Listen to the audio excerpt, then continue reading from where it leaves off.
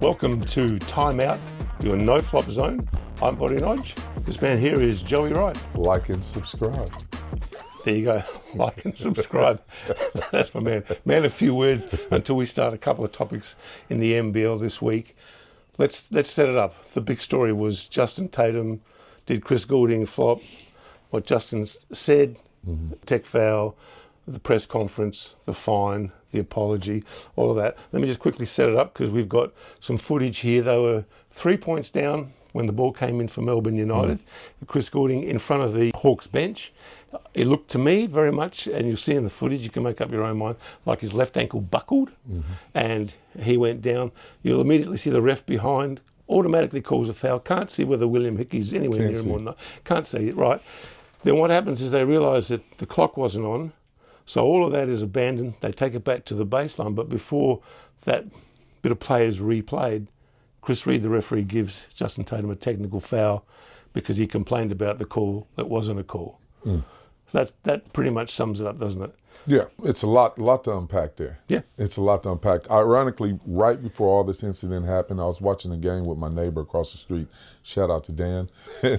And I said, I've seen Dean over in, going at the score bench. Yes, at the timeout. And I said to my neighbor, I said, see that right there? I said, that's what I'm talking about here in Australia. I said, if that's me giving that score bench the hell the Dean's giving them, I'm getting the tech. Left it alone. He said, really, mate? Yep, left it alone, right? Not long, 2-3 minutes later, this incident happens. Tatum picks up the tech. We obviously don't see or can hear what Dean's saying, but for Tatum to pick out the point that Dean was standing close to him in his box, which has happened to me before, I concur with Tatum 100%. After being on those sidelines for 18 years and seeing the incidents that opposition coaches were able to get away with, and then the target comes on me, and the microscope was very thin. They look at me in a totally different way. Is it racist? I don't think it's racist. I think what it is just not being around a lot of other races and not being tolerant of different voices, stature. And I'll give you an example. It is no reason after games when I talk to referee supervisors, they would say stuff like this. Oh, the referee felt intimidated. What? Intimidated? Oh, you're a bit aggressive. You're using words that are used out on the street, not on the basketball court, to describe what a coach is acting like. But that's what they felt because I was bigger, my voice was bigger, and I didn't use mate when I conversed with them. And I wasn't, I didn't use the vernacular that most Australians use. I've sat there and watched one game, in particular, Gordy McLeod lose his mind. And Michael Allen's response was, are you through yet, Gordy? All right, let's go. I mean, if I would have did half of what Gordy did that pick, I would have had $5,000 fine. Yep. Is it racist? Not racist, but Australians are more tolerant of hearing Australian voices during aggression and not American voices during discretion, and definitely not deep voices. Resonant. Yes. I should be on radio voices. Exactly. Yeah. Okay. Well, see, the thing I didn't understand is why is Chris Reed giving him a technical foul? He's complained about a call that has now been erased because we're going to play that time again because the clock wasn't on. So if everything that happened there, like Chris' ankle going or people thinking he flopped because boy, he cried wolf, that sort of situation, okay, that's fine. If we're saying none of that happened, we're going to take the ball back to the baseline, then why are you giving him a tech? Because if he doesn't complain, if that call isn't made, and if that isn't counting, that didn't happen, then why is he giving him a tech? I think Chris Reed should have just gone up to him and said, mate, you're a bit out of line there. Next time, watch your P's and Q's because I'll have to give you a tech. You're lucky that we're replaying this. Instead, he just tees him up. Chris Goulding goes and makes the free throw, puts him 4 up. Yeah. They're in an unbeatable position. I think it's a terrible call, and especially at that particular time in the game. But terrible the fact that Chris wouldn't have seen that bigger picture. For one of our seasoned referees that's been around forever, for him not to see the bigger picture and say, look, if none of this is going to matter, then that doesn't matter. Watch it. You're on a short lease. Let's go. Yeah, exactly. And just put him on a short lease and then Justin at that particular time would have seen the clock, seen the score, and bagged off. But yeah, I thought that was a terrible call. The fact that it was Melbourne United, the fact that it was Chris Goulding, it just throws a lot of fire, a lot of gas on the fire. Let's hear a little segment of what Justin had to say.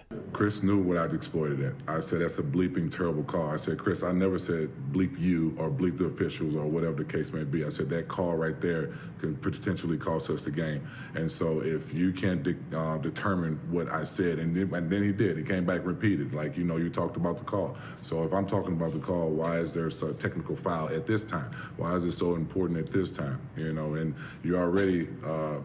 they already shot 18 free throws to 4 in the second half against us, so their momentum was all in their way, going their way. So why even get involved anymore? These guys get paid a lot of money. The fans get paid, paid to come in here. They want to see the players, not some incompetent referees that they feel that they're in their feelings at that time to dictate the game. But it is what it is. Not 100%, but it's only going to be me. It's on me. I'm intimidated. I guess my voice too deep. I'm too tall. My skin color is different. Whatever it is, it's me. Because I hear the same coaches say similar to the same things or complain about the same stuff, and their leash is a little bit longer. But, I guess I have to be made an example out of. Could be a different game, but the referees wanted to be seen. And so I hope they're happy, today that they were actually acknowledged and seen and made a difference in the game today. I'm proud of them. So on the basis of that, I didn't think it was racist either. What I actually thought it was more along the lines of the fact that Illawarra doesn't get any respect. Yeah, they don't probably get as much respect as they should for being the first place team. Yeah. I don't think they, in that game, shooting only 4 free throws in the second half. To 18. Yeah, for a team that gets on the rim a lot. Yeah. They're not a 3-point team, outside of a few. So yeah, I think that's the difference. But because it was Chris, who has notorious for flopping, Yep. but Chris, who's notorious for flopping, is on a team that gets away with a little bit more than everybody else feel they should. So whether that's true or not, I think that's why it's so evident is because Melbourne's already probably gotten away with 2 or 3 things that people are questioning. Then you throw in a Chris Goulding incident and it just blows everything up. Yeah, and you're right in terms of, I've seen Dean Vickerman carry on. I've seen John really carry on, and you sort of go, even Adam Ford at times really has a lot to say from the sideline, and they don't seem to be treated with the same short leash as Scott Roth even, and of course Justin Tatum. Yeah, the short leash thing is just, I think once they narrow in on a coach or whatever, I went through about a 8-9 week period where I just said, you know what, I'm not saying a word to him, not saying a word.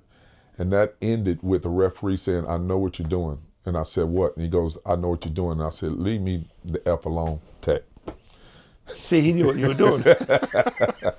So that was baited me big time, baited me, kept saying to me, I know what you're doing, and I just kept looking the other way, and finally he got me to say something, and it warranted Tech. I've only gotten 1 tech in my entire career. I shouldn't have. Every other tech I deserve, even that one, I deserved that after a while, because I did say what you said. I said what I said. Okay, so just the other takeaways from the round for me was Cairns losing twice and Sydney losing twice. I mean, I actually picked the card except for Sydney. The 2 games I got wrong were Sydney losing to Perth and Sydney losing to New Zealand, which I actually thought that was one of Perth's best games and certainly New Zealand's best game. Yeah, it was great to see Perth look differently. It looked different. Like they attacked us in different ways. Pender was awesome. amazing. And I think he probably lifted a little bit because Cotton was out. But it was good to see Perth come and look a little different. But yeah. Well, John really used 15 players, including 3 spectators in that game. So he did look for different options. Sydney, and then Sydney comes back and chokes against New Zealand pretty poorly. I haven't seen him play that. Look, it's non-committed. It's the very first year that Jalen Adams was here. I think he still had the NBA smell, and if I act right and do right, I can get an opportunity to play in the NBA. He can play in the NBA. That's his basketball's not the problem. It's everything else, and that's starting to stink. It's starting to look bad. It's starting to feel bad. when you look at their team and what's going on and how one another's interactive, it looks like some poor leadership at the top. Well, you know Cookie's a great leader. You know Brian's a great leader. The next leader on that team has got to be Jalen Adams, and I just don't think he's cutting it. And lastly, Brisbane losing to Tasmania, which we both predicted, but the manner in which they lost. Did you watch that particular game? I did watch that game, and you know, Jack Jumpers were due. Oh yeah, for sure. They were due, so that you know they were eventually going to come around and win a game. I don't think Brisbane has a consistent baller, a consistent someone that they trust. All the new guys that are balling, they're still new. And that's, you know, anytime you bring in a new person to this league that really, really goes off and dominate, you got to watch it because other teams don't start to scout and they can shut that down. So they got to have some other people to step up. And I think right now they just don't have anyone to step up. Yeah. They have some major injuries there. Yeah, I'd like to see Rocco Zikarsky on the court. I'd like to take some lumps with him, let him play. I'd like to see Rocco out there, no question about it. But the fact that he's not, it's got to be something that we don't see. Because it's obvious what he does when he's out there. We see some good things that he does when he's out there, whether it's, you know, offensive rebounding or blocking shots, not even scoring, just offensive rebound, blocking shots. But it must be something he's doing away from the 2 nights, the 2 hours on the night. We're just going to take a quick break, have a cup of coffee, walk around, some biscuits, and we'll be right back. Our standout feature at Shoot HQ is our NBA-style flooring crafted from Canadian oak wood, a unique offer exclusive to our facility in Adelaide. This specialized flooring provides unmatched comfort and support, ensuring that you can train without worrying about sore knees or feet. With great spring and bounce, our flooring stands out as the best in the state, providing an ideal surface for your workouts, enhancing your overall training experience. So whether you want a one-off shooting session or looking to become a member, you can book courts online at shoothq.com.au. We're back and we're talking NBA right now. First up, we're going to show you some footage of Josh Giddy going very close to a triple-double with 12 points, 13 rebounds, 8 assists. Let's have a look at it. Williams out to Giddy, into Vucevic, overall double. There you go, Vooch. A two-way player is coming off a career-best 18 points against Orlando. Vucevic likes that matchup a lot more, though. Oh, yeah, he went right into his chest. You see him holding his throat. You can't stand around when you want to play at a pace. You've got to cut, you've got to dive cut, and move the defense. There's a three right there. Just because, right that instance right there, the ball movement, player movement, open up a wide-open shot. Here comes Josh. 9-0, second chance points. Yep, offensive rebounds have really hurt the Bulls. Zach LaVine a three. His first of the night. He had actually committed to Ben Howland, but Howland was let go. Alford was hired, and that's who Zach played for. Nice move. Josh Giddy is able to put in the hook. You create mismatches, and that's where the driving kick comes. That time Booth got caught out on Bane. He shouldn't be out there on Bane. Josh Giddy knocks down a three. So everybody's be able to carry 3 citizenships, and he's at risk of losing his Montenegrin citizenship because he became a U.S. citizen in October. Kind of weird. There you go. LaVine on the cut. You were asking for ball and player. See this? You see the Bulls do it now. They say, hey, we can. Wells ready to shoot. No. Backside Giddy. Up ahead to White. Out there with Phillips, Dosumu, and Williams. Still a small lineup out there. Vucevic getting ready to come in. It's Giddy for 3. I was like, man, if they don't sign this kid, somebody's going to scoop him up. They signed up the next day. Great setup. Giddy looked at Zach. Kobe right here. Well, this is the inbounds play. This is Giddy in the inbounds play. You see Giddy, he was talking to LaVine beforehand, and just an easy communication for the dunk. That was LaVine. Oh, nice cut by Giddy. What a pass by Vucevic. Nice. That's what we talked about was lacking. So he's still traveling pretty well. He's settled into Chicago Bulls reasonably well by the looks of things. Yeah, I think he needed to get out of Oklahoma City just to get him a little different look. And, you know, so he's doing well. That's great. You know, Bronny, I think we got to talk about that. If you want to talk about it. He's the only person that had a post-game interview after scoring 0 points, 0 assists, 0 rebounds, and he still got a post-game interview. What is going on? We talk about nepotism in Australian basketball, and then this is the most obvious form of nepotism in the history of the game, in Los Angeles in one of the most visible teams ever in basketball. And I think I can fill Bronny's role right now. Matter of fact, I can. I can go 0, 0, 0. I think we all can. And 0. I can do it. Well, in the NBL, we had Darryl McDonald and his son play together, which was a phenomenal thing. And here in South Australia, in our local comp, we had a centre, Rick Hodges, and his 2 sons, Ben and Tim, both played with him. I mean, he was 6'9", so he was still value deep into his career, much like Kareem was, even as a 40-year-old. So. When the Durrells played, though, I don't think Australia ever made a big enough deal out there. Not that little Durrell was, a killer. I don't think he played a lot of minutes during that particular time, but the fact that both of them there, I don't think anyone ever made a big enough deal of it. I thought it was a huge deal. I agree, but I think at that time, basketball wasn't getting the sort of coverage and mainstream eyeballs that it is now. Yeah. So I think that's why, and plus in Melbourne in particular, where it's a football city, that was absolutely huge. And I think probably little Darryl might be more value than little Bronny. Little Darryl was definitely more valuable than little Bronny. And D-Mac at that particular time, I think the other side of that story was D-Mac was pretty old and still balling. He wasn't just on the team and the son was hooping. He was still balling. He was something. He was really, really something. Dyson Daniels isn't doing too badly either. He just had a career high, 18 points at 80%. And we just got a little bit of footage of some of Dyson's activity. It's outstanding. Bridges. Olympic competition in Paris. He'll be recognized tonight as well. Hawk ball as we start period 2, and Dyson Daniels throws it in. We talked about it in the first half. They were down 18 in Houston. Came back and won. Daniels, that's a good look at 3 right there. Quickly ahead to Daniels. Lob to Capella, beauty! Boy, the Hawks are at their best, Nick, when they attack on the run. When you look at Dyson with the lob, setting up Capella. And then what I love, they steal by Daniels. Good hands by Capella. Look at Traeger down there and scrap. And Daniels takes it home. I just want to finish with NBA with this particular note.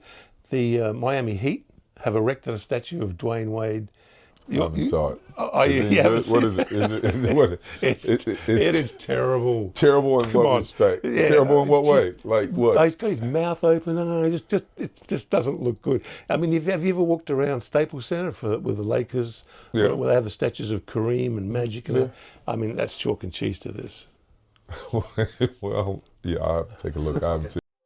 Paddy Mills Beyond Basketball is a tribute to Australia's greatest current Indigenous sportsman, an inspirational Aboriginal and Torres Strait Islander whose uniform hangs at St. Mary's College in California.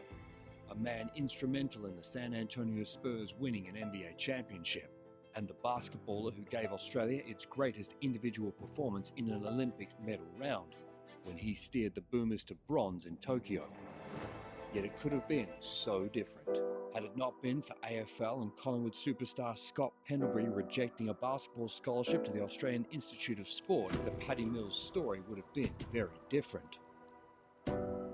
This is his inspirational story and journey intertwined with the history of the Boomers. Prepare to be amazed and moved. Paddy Mills Beyond Basketball.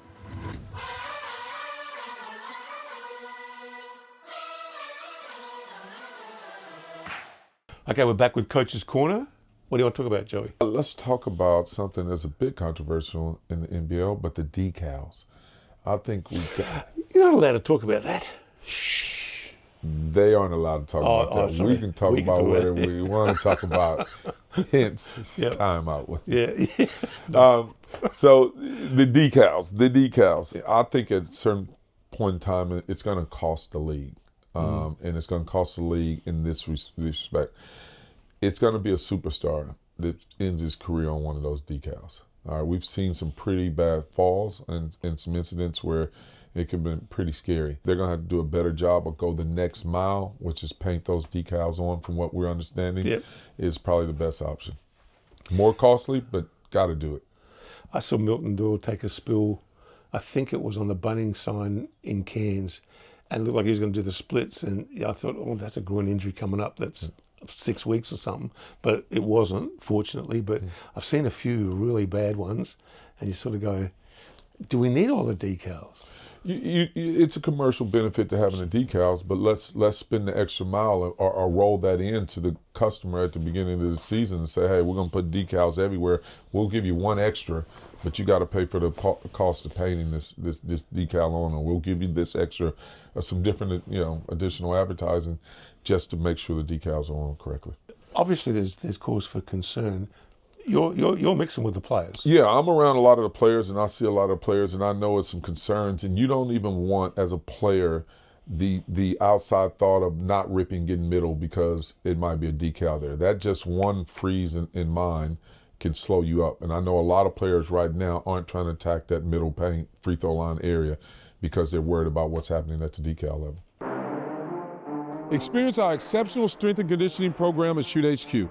Join our esteemed strength squad led by top coaches such as Adam Murphy and Liam Matthews. Whether you're looking to enhance your performance or reach your fitness goals, our program offers personalized training plans tailored to your needs. With sessions available 1 to 3 times a week, you can choose what fits your schedule best and elevate your game and achieve your aspirations with Shoot HQ Premier Strength and Conditioning Program. The big story for us over the past week was a comment by my learned colleague about Andrew Gaze, the greatest player, greatest male player. Obviously, Lauren Jackson, their greatest, the GOAT, sure. But recognised as our greatest player. You called him as possibly as our greatest flopper. Let's just have a look at a little bit of video from last week. He flops, and he flops no more than our greatest basketball athlete ever, Andrew Gaze. Andrew flopped all the time. It just wasn't cameras, and it wasn't deemed as negative as it is now.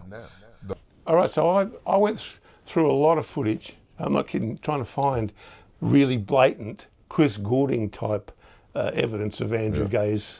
And the only thing that I found, the only one that I found that was blatant was in a game between the USA and Australia ahead of the Sydney Olympics in 2000 in Melbourne, where he had an incident with Vince Carter, where he took a shot and he pulled Vince Carter onto him, and then it almost erupted into something because Vince wasn't terribly impressed, but everybody was on Drewy's side, of course. We've got a little bit of tape. We can show you that incident. Gaze for the long-range three and gets belted. Have a look at this as a wrestle at half court. And Finch like Shane Hill. Look at there it is. There it is. A tremendous tackle right over the top. He'll almost be suspended for spear tackling for that one, Phil. So now that we've seen that's like you said he's blatant. I didn't see him. You showed me one incident, and you may have watched 6 hours of tape. I played against the dude. Yeah, but he wasn't doing the Drewy. Yes, Drewy was. I'll give you one incident you can go back and look at because it's still hilarious to me. I think it was Simon Curl's last game ever against the Melbourne Tigers. Him and Drewy get into a little whatever. And Simon has the ball, and he's walking away, and he flicks it back at Drewy like that, and it hits Drewy in the knees. Drewy jumped about 7 inches off the ground, landed horizontal on the floor, flopped around for a while, received the tech, went down there and shot the free throws. It's hilarious. If you ever see it, get that footage, and you will change your mind. Simon Curl does not talk to Andrew Gaze for that reason to this day. Really? Okay, so there was an unexpected benefit in it for Gazy. All right, we'll be right back. We've got round 7 coming up. We've got Melbourne versus Sydney. Right now, the Sydney situation is fairly volatile. You mentioned earlier about Jalen Adams not being the Jalen Adams of his first year. Cam Oliver also is not the Cam Oliver that we know from his Cairns years, and there seems to be a little bit of interaction between him and Brian Goorjian where it could end up with him getting the flick. Well, look, Cam's always been that type of guy. I mean, it's the reason why he hasn't went straight from college to the NBA. He had some attitude adjustments and some issues to deal with. I just think he was afforded enough rope in Cairns that it didn't rear its ugly head, and they were winning basketball games. He went away, and he's come back with a lot more ego and bravado than he left here with, and it's showing up in the wrong way. Definitely showing up in the wrong way. It's interesting because I'm not sure, was it Adam Ford or Mike Kelly that was coaching when he Mike Kelly, yeah. Okay, we'll fact check that. It'll be here somewhere. I'm a roll with Mike Kelly. Yeah, I think you're right. I think he was pre Adam because even Aaron Fern got him to a grand final series twice. Might have even been Fernie. Moving right along, Melbourne, Sydney. Who do you see winning that? Sydney's got to dig out somewhere. I mean, it's some guys on that team that's got a lot of heart and that can play some good basketball. And I think that they'll, after 2 tough losses, I think they'll come out and get this one. Yeah, I'm going to stick with Melbourne at home just for that reason. We've got Tasmania versus Southeast Melbourne. Southeast Melbourne, the bit of news. Josh King comes in for his first game as coach. Tommy Greer has announced after 6 years, or as the foundation CEO of that club, that he will be stepping down shortly. They call him Tommy Teflon in some places because nothing seems to have stuck in 6 years. They haven't achieved what Tasmania has achieved in half that time. Yeah, he's done some. He's been there a while, but it seemed like the biggest thing that happened to him has been injuries the whole time. And I don't know if you can put that back on Tommy and the structure and how they set up the high performance program there or whatever, but they've had some pretty drastic injuries in there. Strength and conditioning, you've got to be looking at that, surely. Yeah, I don't know if you've seen this. This is a little bit of a curveball here, but I don't know if you've seen the big outrage between Sammy Mack and Cal Bruden on the social media. Oh, yeah. I thought it was pretty funny. But what's your take on that? I think it's interesting that Sammy Mack should put in an American coach in Brisbane, and then here there's some, he should be the coach of Southeast Melbourne going forward, not bringing it, that he's done an about face. I find that interesting. I'm a little bit with Cal on that one. You can't be changing horses in the middle of a stream, can you? No, I don't know, but I don't know if it was Sammy's pick in Brisbane either. Although I think with Cal and for Cal, fairness, for Sammy Mack and C.J. Bruden to play together as long, and win a championship together, whatever. It was never really any public support for CJ from Sam, and I don't know if he did. To be honest, I don't know if he did support CJ in that role or not. But I don't think Sam was the one who picked that actual team, that coach for Brisbane. Andre Lemanis, who CJ was the assistant coach to, basically anointed him as he should be my successor. So at that stage, Sam think so? Yeah, he did. Oh, yeah, he did. No, publicly and a couple of times. I think publicly early on, maybe. I don't know if he did late on the way out. I don't know if he did. And I think if he did, CJ would have gotten that job. Interesting. So who's your tip? That's a toughie. Because Tasmania, we've also, just before we get off them, Scott Roth came out this week saying that if he was offered the Boomers job, he wouldn't take it because he thinks that should go to an Australian, which is interesting given that previous coach Brian Goorjian, American-born, Andre Lemanis, Australian, one before him, Brett Brown, American-born. Interesting point of view, because I actually would have liked, as we've discussed, I would have liked Scott Roth in that role. I can't speak for what he's thinking and why he would have said that, but I don't think that bears weight anywhere in the world. Like most of the national team coaches aren't necessarily from their particular country. That's never been a thing. So no. You try and find the best candidate. Best candidate, it's going to help you win medals. That's the bottom line. I'm going to go with Tassie in that one. Yeah. Josh King, first game, still finding his play. Likewise, I think Tasmania gets too much turmoil. Big game, though, also Perth Illawarra in Perth. We liked what Perth did, although Sydney was a little flat, and Gord seemed to have forgotten about Cam Oliver in that game. Illawarra, maybe no Trey Kell. Yeah, Trey Kell, I mean, he's been out. Injuries have been a part of his story, but man, that guy can play basketball. I was just solely shocked after leaving Southeast Melbourne and then seeing what he did in LA, and now he's really killing it. So him being out, but I still think Illawarra gets that game. They play too hard on every possession. Perth, they're going to give you an opportunity to get ahead. They're going to always give you that opportunity because of the way they play. And I think that Illawarra is going to take advantage of that opportunity. I think they'll go hard at it. They'll get their layups. They attack the rim well. I just think Justin does a great job there, and I think they get that. The next one is New Zealand, Adelaide in New Zealand. Let's talk about both these teams because I thought New Zealand absolutely turned the corner in Sydney. I really liked their next star, the young teenager, Karim Lopez. Yeah. Boy, he can really get up. Like a couple of his rebounds and things he did, dunks, the ease with which he got up, like him. Obviously, like Parker Jackson, Cartwright, and Matt Mooney's not real bad either. So if they get a bit more out of Sam Meninga, I think they're a chance. They definitely got some weapons there. We didn't know a lot about them, and we said that they got all, who knows team, and they're still living up to that a little bit. We don't know who's going to show up on a particular night, but some of those guys have had big nights. King has stepped up and had a big night. Parker Jackson always going to have a big night. Bolden step up every now and then, have a big night. Moody, same thing. He's been great nights, bad nights, but Lopez, that young guy, man, he's so unassuming. You look at him, first of all, he doesn't even look like he's that kid. He's like that a killer. Got to run around under the shadow. Yeah, looks like he's going to go take some modeling photos and Instagram. But he gets out there and he just makes things happen. I'm really excited to see him play. I didn't know anything about him. Just seeing him come in the game the other day and just really impressed by him. So yeah, he should be a good one. One thing we do know what we're going to get from Adelaide is Montrezl Harrell. How good has he been? Oh my God! Like it's a good opportunity to say good things about Adelaide. Like we haven't had the opportunity to say really good things about Adelaide. No. And in this instance, it's just really it's just feels good to be able to say something. One, I think he's the best import I've ever seen come here, and his abilities and what he can do, and not just on the court, but his interaction with the fans, with the media, with the corporates. He's come here and he's done the whole job.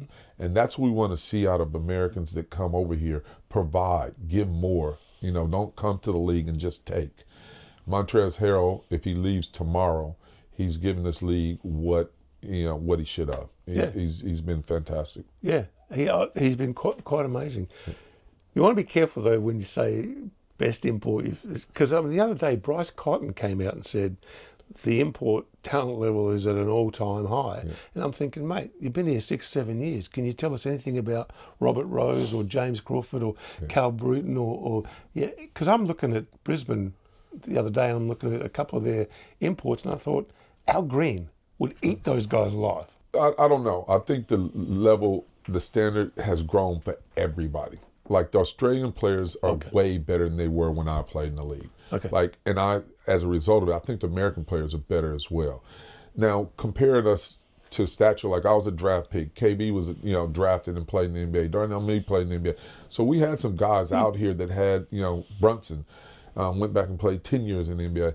We had guys here with NBA pedigree, but the Australian players wasn't as good as they are now. And the quality of the import that was coming here, I think is better now. I just think the guys are better now. Honestly, and I think Rob Rose showed out because he's an athletic basketball player playing in a non-athletic league. I think Mark Davis played in a amazing career here, but he was 6'7", athletic. 6'5". 6'5", whatever. 6'7". But very athletic and playing in a 6'7" non-athletic league. Now we're playing in an athletic league. You have to have athleticism or level athleticism to compete in this league. You didn't have to have that when the other imports played. Yep. So that was their advantage. Okay. So Adelaide, New Zealand, you're leaning toward? I'm going to Adelaide. I'm going to just roll with Adelaide. They've won ugly the last 2 games. They have to. It's going to come around. It's got to look better, and if it doesn't look better, they will lose this one. But they, I think, winning ugly, you take that, and it means something. Yeah, I wasn't dazzled against Cairns because you look at Cairns was down Taron Armstrong, they would have played it down Tanner Groves, and then in game lost Pedro Bradshaw, and it still took overtime for Adelaide to beat that team. But you still won. Yeah. They still won. They would have lost that game. They would have lost that game any other year. So they still won the game. Of their wins though, that's probably the least impressive, which is probably makes it the most impressive. Yeah. Like, once again, if you can win ugly, you should never have emotional levels on failure or success. It should be either failure or success. But when you do win ugly, as a coach, you go, all right. We're okay. Talking about ugly, we've got Brisbane at Cairns. Ugly. Yeah. I like Cairns for this if they've got Taron Armstrong playing. I like Cairns for this because it's Cairns and Brisbane, and it's always Cairns. Cairns kicks their butt all the time. I just think Forty does a great job there coaching and getting his guys ready, and especially bagging up after losses. Cairns are always pretty dangerous. And I just think he'll do a better job. I think Brisbane's run around. They look like a mess to me. You never know where shots coming from. You see energy levels up and down. They just look like a total mess. Yeah, I think Justin Schuler was ringing up John Williams saying, "Am I making enough subs?" Southeast Melbourne, Perth. Southeast Melbourne, Perth. I'm gonna go with Southeast Melbourne on that. Yep, me too. Second game for Josh King. I think they'll be a bit better. Lose the first one. Yeah. Sydney at home to Tasmania. Sydney's got to go on the roll right here soon, and I'm gonna bet it starts now. We got Tasmania at Sydney. Tasmania at Sydney, I'm going to go with Sydney. I feel like Sydney's got to start cooking here soon. And in that turmoil and all that ugliness that may or may not be going on there, I think it gets fixed now. I think we've gone for pretty much every team that's the same team in every game. Let's see if we can split on Melbourne, New Zealand. Melbourne, New Zealand, I'm going to roll with Melbourne. What I do want to say, I got to give a shout out to Flynn Cameron. Oh, yeah. How good did he play? God, he's been balling. Yeah. And that kid was a little bitty kid running around our practices for, all the time, and him and his brother. And we always felt like he was going to be a baller and his brother. Both of them could flat out ball. Yeah. But it's just great to see him out there doing it. I mean, what pedigree, though. I mean, Perro being their father, one of the all-time greats, an all-star five at a world championship. You can't do much better than that. And Janelle, the wife, as well. So we got Perro, who's tough and knows basketball, and what no one knows, Janelle Cameron, the wife, is just as smart and more aggressive. So between the two of them, they got some great basketball players in that family, and it's just good to see Flynn out there going to work. That's it for us this week. If you enjoyed the program, subscribe, maybe leave a comment. We'll be happy to respond. And on behalf of Joe and myself, see you next time.